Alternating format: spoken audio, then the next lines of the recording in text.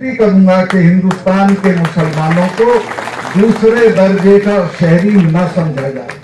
बराबर उनकी इज्जत हो, बराबर उनकी हिफाजत हो और उनके लिए हम लोग खड़े रहेंगे।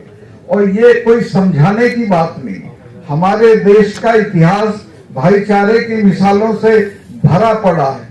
अभी वो लोग जो गा रहे थे, जिस वक्त राणा सांगा लड़ने के लिए गए तो बाबर ने बहुत जबरदस्ती की और हाकिम खान हसन खां मेवाती को कहा कि आप मेरी तरफ से लड़िए। हसन खां मेवाती 10,000 लोग लेके 10,000 लोग लेके गए और उस लड़ाई में शहीद हो गए सारे लोगों के साथ। मैंने बाबरनामा पढ़ा है, पता नहीं आपने पढ़ा है कि नहीं। उसमें बाबर खुद कहते हैं कि मुझे तब तक तसल्ली नहीं हुई जब तक मुझे ये खबर नहीं मिली कि हसन खां मेवाती मारा गया है। उसके बाद बाबर इतना नाराज हुआ कि वो 4 दिन उसने फिरोजपुर झिरका में कयाम किया और मेरे लोगों को सजा दी कि तुम कैसे राणा सांगा की तरफ से लड़े हो। हल्दी घाटी की लड़ाई राजपूत इतिहास की एक ही लड़ाई है जिसको हम बहुत महत्वपूर्ण मानते हैं। उस लड़ाई में राणा प्रताप के जो सेनापति थे वो हाकिम खान सूर थे। हाकिम खान सूर एक पठान थे और वो उनकी जो जहां ये हल्दी घाटी में लड़ाई हुई वहां से मुगलों को धकेलते हुए बनास नदी है वहां तक ले आए। और वहां मैं गया हुआ हूं, मैं खुद गया था। मैंने वहां एक गेस्ट हाउस भी बनवाया जब मैं मिनिस्टर था। तो उस इलाके का इतने लोग मारे उन्होंने कि वहां रक्त तलाई उस जगह का नाम पड़ गया कि खून का तालाब, रक्त तलाई। आज भी वो रक्त तलाई के नाम से जाना जाता है, बोर्ड लगा हुआ है। तो ऐसे ऐसे महापुरुष, ऐसे ऐसे लोग हिंदू मुसलमान एकता के लिए शहीद हुए।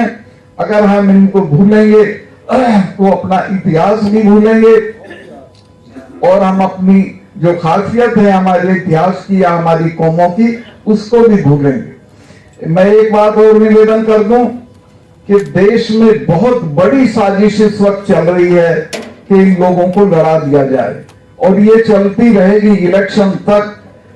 बहुत सावधान रहने की जरूरत, अपनी आपसदारी को कायम रखने की जरूरत, किसी भी तरह से इसको तोड़ना नहीं है।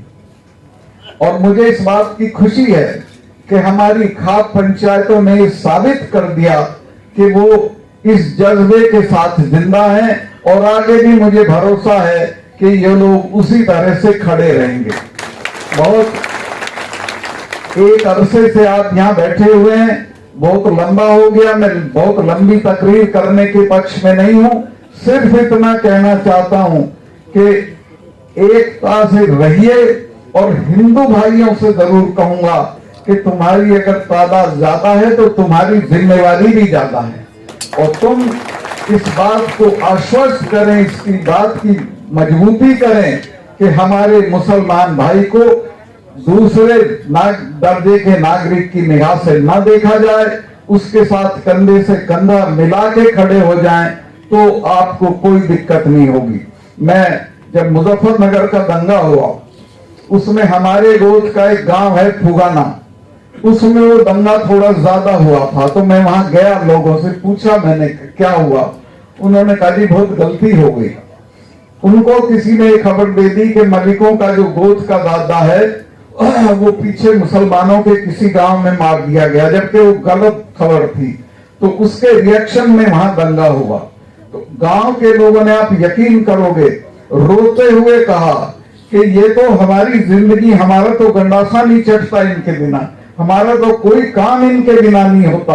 और हमारे तो पुरखे 47 में रेल से उतार उतार के इनको लाए थे कि कहां जा रहे हो, यहीं रहो। और हमने बसाए थे, हमारे भाई हैं। तो वो भाईचारा टूट गया था मुजफ्फरनगर के दंगे में।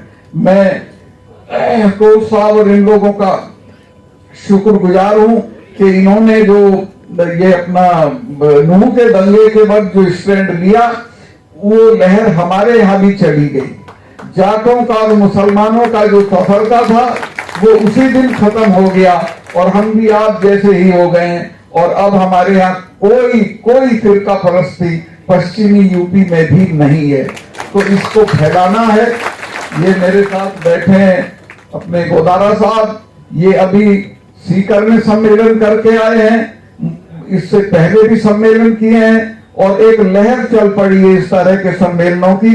और हम आपको इरफान भाई वहां बुलवाएंगे, आप आइए, आप यहाँ का पैगाम इस पंचायत का, इस मजलिस का, इस गैदरिंग का लेके निकलिए। मैं बिल्कुल, मेरा विश्वास है कि लोग आपकी आवाज पे खड़े होंगे।